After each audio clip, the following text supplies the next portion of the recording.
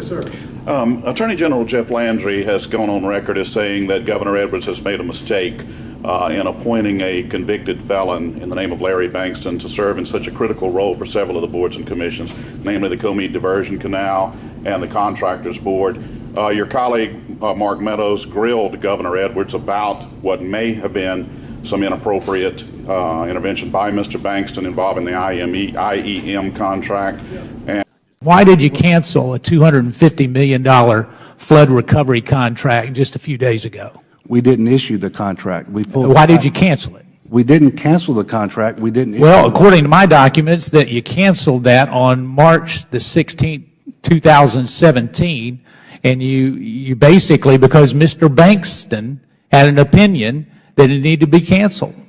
Well, there was no contract issued. We pulled back the RFP. We reissued. We started the process. Why did you get rid of that particular vendor? Because what I understand is that they had submitted a proposal. It was going forward, and one person, Larry Bankston, somehow said that there was a problem there. Governor. Well, I think that's inaccurate. The licensing contracted board voted to adopt that opinion as its own. At that point in time, the first two finishers.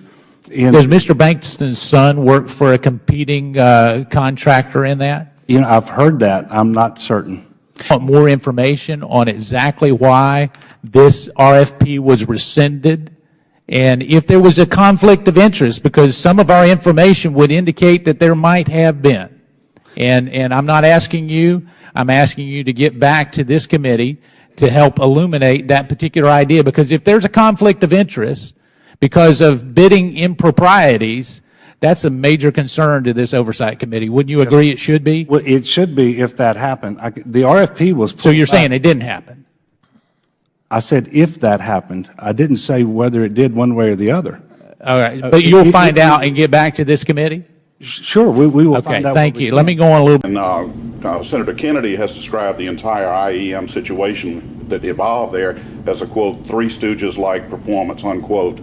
Do you concur with those sentiments, and do you think that Louisiana may have a perception problem as a result of Mr. Bankston's appointment to some of these boards? So you're asking about appointments by the governor of convicted felons, some of the comments expressed by both AG Jeff Landry and Senator John Kennedy about the concerns of how that impacts the perception of Louisiana. Perhaps I'll take it a step further and say, does that affect our ability to get additional recovery dollars and things like that?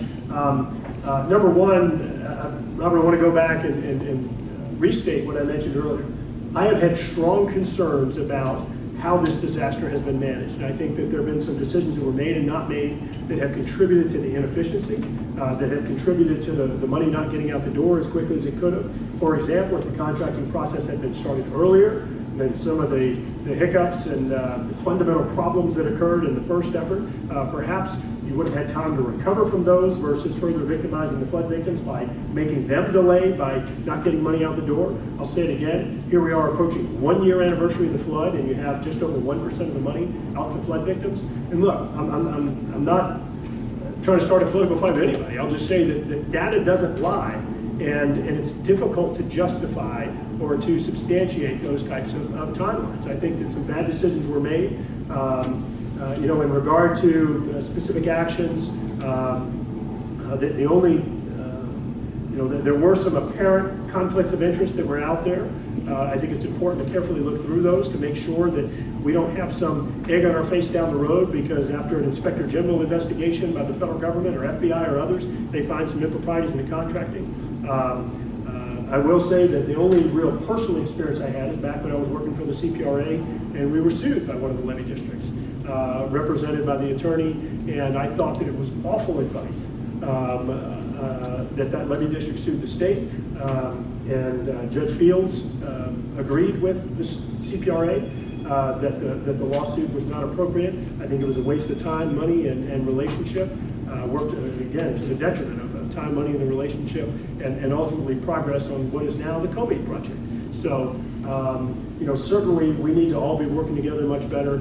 Things need to stay above board. The federal government doesn't play around when it comes to spending federal dollars in ways that helps out a brother-in-law or whatever else. And there's no doubt, as you somewhat inferred, Louisiana does have a reputation. We have a reputation for a lot of good things, but there's some bad things that go along with it, and we need to, unfortunately, kind of over sanitize our efforts in some cases to address that perception problem. Thank you.